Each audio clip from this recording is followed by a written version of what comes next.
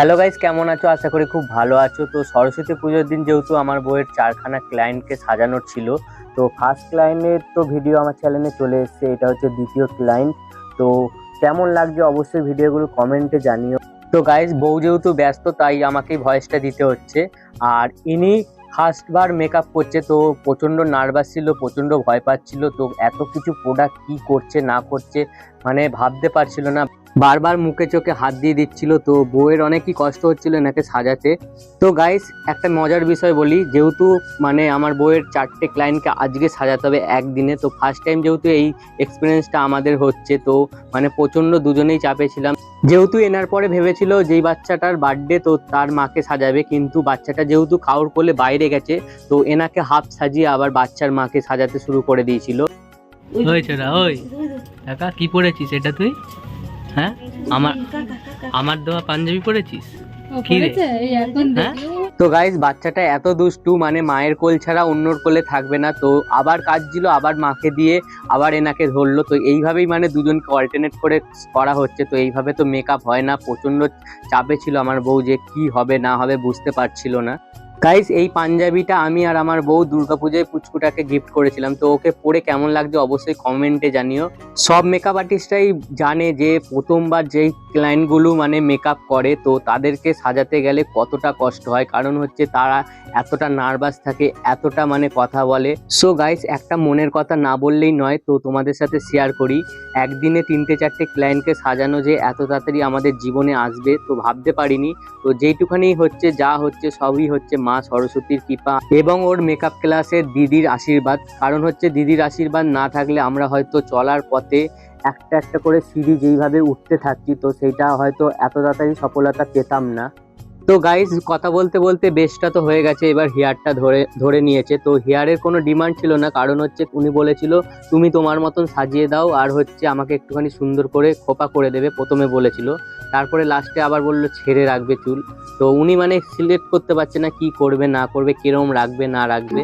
Guys, first of all আমি সেদিনকে এতটাই ব্যস্ত ছিলাম, তো বরমশাই তো ভিডিওর পর ভিডিও তুলতেই থাকছে, তো আমি কোনো দিকেই তো খেয়াল করতে পারছি না। যাই হোক, নিজের কাজটার দিকে আগে ধ্যান দিচ্ছি, কারণ পরপর কিন্তু অনেকটাই চাপে ছিলাম।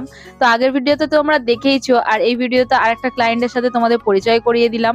তো কেমন লাগছে আজকে আমার সাজানোটা অবশ্যই কমেন্টে জানাতে থাকো। আর স্পেশালিটি হচ্ছে যে যেই বেবিটার বার্থডে আছে তার মাকে তো আমি সাজাবোই, সেটা তোমার পরের ভিডিওতে দেখতে পাবে, কারণ ওটা অনেকটাই বড় হবে ভিডিওটা। আর দেখো, আমার তো খুব ভালো লাগছে এই দিদিকে সাজিয়ে। তোমাদের কেমন লাগছে জানাতে থাকো। আর ওই দিদিটার লাল শাড়ি পছন্দ ছিল, আমি খুব জোরাজোরি করাতে এই বেনারসি শাড়িটা তারপর সিলেক্ট করে পরেছে। খুব ভালো লাগছে দেখতে, খুব হয়তো হেলদি ফিগার, কিন্তু আমি ভেবেছিলাম যে একটু অন্যরকম বেস তৈরি করব, হেয়ারটা দেব, কিন্তু বললো না খোপা করিস না, এমনি জাস্ট চুলটা ছেড়ে রাখ। ঠিক আছে, তারপরে আমি একটু কার্ল করে দিলাম আর চুলটা একটু ছেড়ে রাখবো। তো সেই জন্য আমি একটু সামনে ক্রিম্পিং করে ভালো করে স্প্রে দিয়ে ওনার হেয়ারটা ভালো করে সুন্দর করে সেট করে নিলাম। তারপরে আমি কিন্তু পুরো হেয়ারটা রেডি করব। তো দেখো, দেখতেই পাচ্ছ আমি তো একদম নাজেহাল অবস্থা, মানে অনেকটাই তাড়াতাড়ি করতে হচ্ছে। তার মধ্যে প্রায় 5:30-6টার দিকে বেজেই গেছে, কারণ আমাকে এখন বেবির মাকে ধরতে হবে। পরের ভিডিওতে তোমরা অবশ্যই দেখতে পাবে। তো যাই হোক, আমি খুব চাপে ছিলাম যে কখন ভিডিও হচ্ছে বা কখন কোন ভিডিওটা ও তুলছে, আমি তো কিছু বুঝতেই পারছি না। আর ঘরের আলোটা একটু কম ছিল, কারণ আমার খুব অসুবিধাও হচ্ছিল সেই কারণের জন্য। তো তাই ফোনের টর্চ জেলে এরম অবস্থায় করতে হচ্ছে। তার মধ্যে ঘরে তো লোক বারবার করে দেখতে চলে আসছে, কফি দিতে, পকোড়া দিতে, এই অবস্থা। কিন্তু যেহেতু মেকআপের হাত ছিল, আমি একটু কিচ্ছু খেতে পারিনি গাইস, জল তেষ্টা মানে বুকটা ফেটে যাচ্ছে এই অবস্থা। তো যাই হোক, বরকে বললাম, তখন বর আবার কফি টফি নিয়ে আসলো, মামি কফি এনে দিল। তো এই করেই মানে যাই হোক খেয়ে ঠেই হলো কাজটা লাস্টের দিকে। আমি প্রথমে না কারোর কাছে কিছু চাইতে পারি না, তারপরে যে কথাটা তো হচ্ছে তখনই একটু জলটা চাইলাম, তারপরে জল টল খেয়ে হেয়ারটা করতে থাকলাম। মানে এতটাই ব্যস্ত ছিলাম, মানে গলা শুকিয়ে যাচ্ছে, বুঝতেই পারছো তো। মানে বাড়ি থেকে খেয়ে এসেছি ওই মানে নাকে মুখে, তারপরে ব্যাস কাজগুলো শুরু করে দিলাম। যারা আমার ভিডিও পরপর দেখছো তারা হয়তো বুঝতে পারবে যে আমি কি বকর বকর করছি, আর যারা দেখোনি তারা অবশ্যই আগের ভিডিওগুলো দেখতে থাকো। খুব মজাদার মজাদার তোমাদের জন্য ব্লগ নিয়ে এসেছি, তার সাথে তোমরা মেকওভারও দেখতে পাবে। আর তাছাড়া অনেক রকম মানে কথাবার্তা, খুব মানে আনন্দ সবই তোমরা দেখতে পাবে। আর পার্টি মেকআপটা তো অবশ্যই আসবে বড় ভিডিওতে, মানে একটা বড় ভ্লগ হবে, ঠিক আছে। খুব মজা করেছি, কারণ বাড়ি গিয়ে আবার রেডি হয়েছি, তারপর নিজে এসেছি, মানে খুব আনন্দ হয়েছে গাইস। এতটা খাটনি কখন যে মন থেকে চলে গেছে বুঝতেই পারিনি। দেখো হেয়ারটা কিন্তু কথা বলতে বলতে প্রায় শেষের দিকে হয়ে গেছে। যেহেতু বলেছিল যে বোন তুই আমাকে একটু মানে ফুল দিয়ে দিস মাথায়, তাই জন্য আমি দেখো দুটো ফুল দিয়ে পুরো হেয়ারটা ডেকোরেশন করে দিলাম। এরপর স্প্রে দিয়ে পুরো সেট করে দিলাম। তারপর বলছি একটু ভালো করে সুন্দর করে সিঁদুরটা পরিয়ে দিস। তারপর লাস্টে সিঁদুর পরে মানে মেকআপটা পুরোটা কমপ্লিট করব। তো লাস্টে আমি রেসপন্সটা তোমাদের তো জানাবোই ভিডিওর মাধ্যমে, তোমরা দেখতে থাকো যে আমি কি কি করছি, কোন কোন প্রসেস করছি। হার্ট স্প্রে দিয়ে চুলের কার্লটা বেশ সুন্দর করে সেট করে নিলাম। আর পুরো চুলটাতে হার্ট স্প্রে দিয়ে দিলাম, কারণ হচ্ছে মানে বাচ্চাটাকে কোলে নেবে বা অনেক লোকজন থাকবে, যাতে চুলটা নষ্ট না হয়, সেহেতু আমি কিন্তু হার্ট স্প্রে দিয়ে সেট করলাম। এরপর দেখো সুন্দর করে কিন্তু আমি সিঁদুরটা পরিয়ে দিলাম।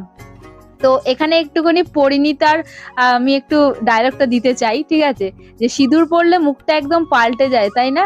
একদমই সত্যি কথা। সিঁদুরটা এতটাই ভালো লাগে মেয়েদের পরলে, বিবাহিত মেয়েদের। আমার তো খুব ভালো লাগে মোটা করে সিঁদুর পরতে, তাই আমাকে দেখতেই পাবে যখন আমি পার্টিতে আসবো যে কিরকম ভাবে সেজেছি, সেটা তোমরা দেখতেই পাবে। আর ফার্স্ট ফাইনাল লুকটা তোমাদের সাথে একটু শেয়ার করে দিই, তো দেখে জানাবে কেমন লাগলো। নতুন বন্ধুরা প্লিজ সাবস্ক্রাইব করতে থাকো, প্লিজ প্লিজ প্লিজ। আর বেল আইকনটা প্লিজ বাজিয়ে দিও নোটিফিকেশন অন করার জন্য। তো দেখো কেমন লাগে। দিদিটার মুখটা অনেকটাই বড় ছিল, তো যাই হোক কন্ট্রোল করে মুখটা ছোট করে আনার চেষ্টা করেছি। দেখো হেয়ারটা খুব বেশ ঘন ছিল, তো আমি এরকম টাইপের লুক দেওয়ার চেষ্টা করেছি, আর খুবই পছন্দ হয়েছে ওনার। তো ওনার মুখ থেকে শুনে নাও যে কেমন লাগছে।